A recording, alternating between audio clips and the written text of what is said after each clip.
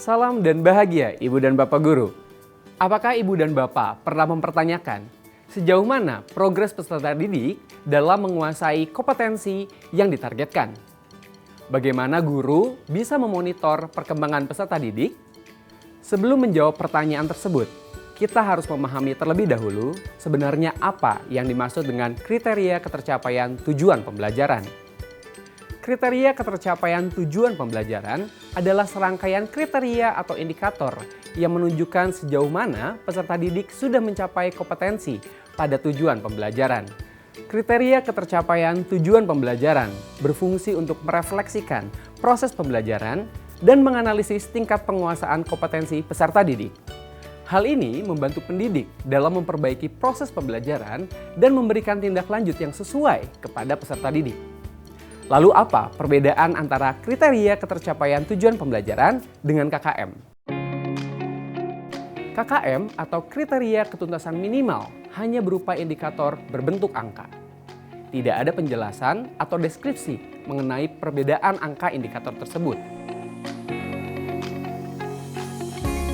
Pada kriteria ketercapaian tujuan pembelajaran, terdapat deskripsi yang konkret mengenai keterampilan dan kompetensi yang perlu dikuasai oleh peserta didik sebagai bukti bahwa peserta didik telah mencapai tujuan pembelajaran.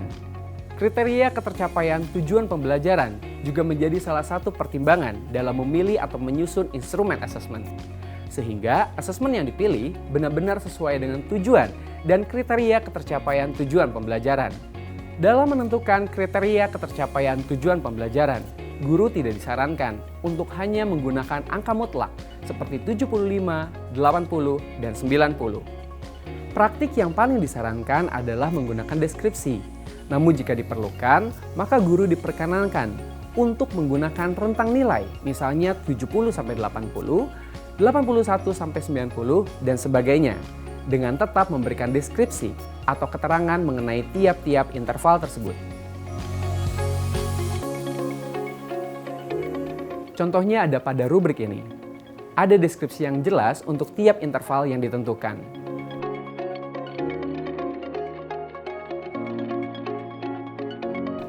Ibu dan Bapak Guru tentunya sudah familiar dengan ragam bentuk asesmen, bukan?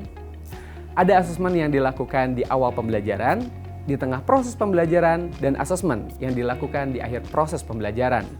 Nah, sebenarnya ragam kriteria atau indikator yang tercantum dalam asesmen-asesmen tersebut sudah dapat dianggap sebagai kriteria ketercapaian tujuan pembelajaran.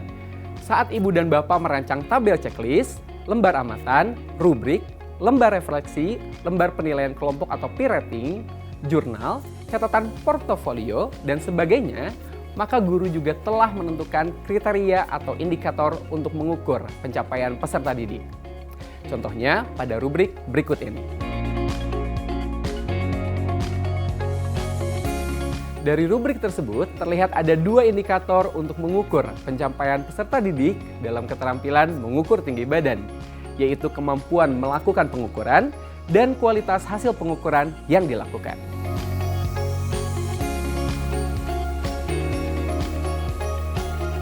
Kriteria ketercapaian tujuan pembelajaran juga bermanfaat untuk memberikan informasi yang konkret dan komprehensif dalam laporan hasil belajar peserta didik.